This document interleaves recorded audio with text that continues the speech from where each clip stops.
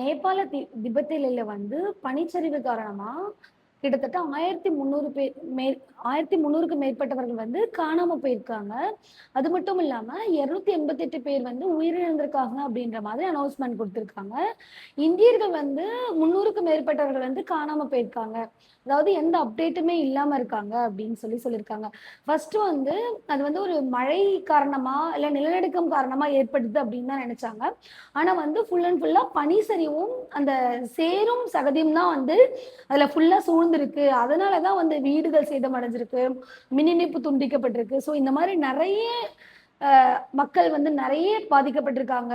ஓவராலா எல்லாமே அதனால பாதிக்கப்பட்டிருக்கு. மக்கள் வந்து நெறைய பேர் உயிரிழந்திருக்காங்க. அப்படின்றது சொல்லப்படுது. நம்ம தமிழ்நாட்டிலேருந்து அதுக்கப்புறம் ஈசால வந்து ஒரு 180 பேருக்கு 150 பேருக்கு மேற்பட்டவர்கள் வந்து போயிருக்காங்க. அதாவது ஆன்மீக பயணம் போயிருக்காங்க. அவங்களுமே வந்து அங்க சிக்கியிருக்காங்க அப்படின்றது வந்து சொல்லப்படுது. அது மட்டும் இல்லாம தேசிய மங்கைக்கரசி அவர்கள் வந்து ஆன்மீக சுற்றுலா போயிருக்காங்க. அவங்க ஒரு வீடியோ வந்து லைவா அப்டேட் பண்ணியிருக்காங்க. நாங்க எல்லாருமே சேஃபா தான் இருக்கோம். ஸோ நீங்க யாரும் வொரி பண்ண வேணாம்.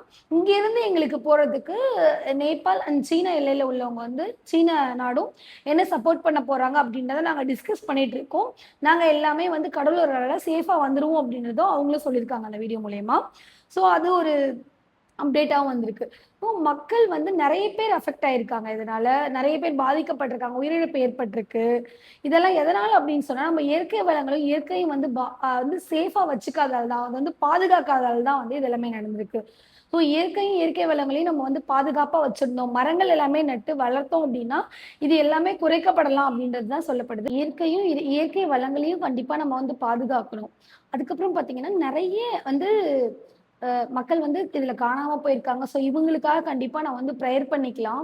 இன்னுமே மக்கள் வந்து கண்டெடுத்துட்டு இருக்காங்க. ஸோ நெறைய பேர சேஃபா எடுத்துட்டு இருக்காங்க அப்படின்றதும் அடுத்தடுத்து வந்துட்டு தான் இருக்கு. வெளியுறவுத்துறை அமைச்சர் வந்து நேபாள் வெளியுறவுத்துறை அமைச்சர் வந்து இது எல்லாமே அப்டேட் பண்ணிட்டு தான் இருக்காரு.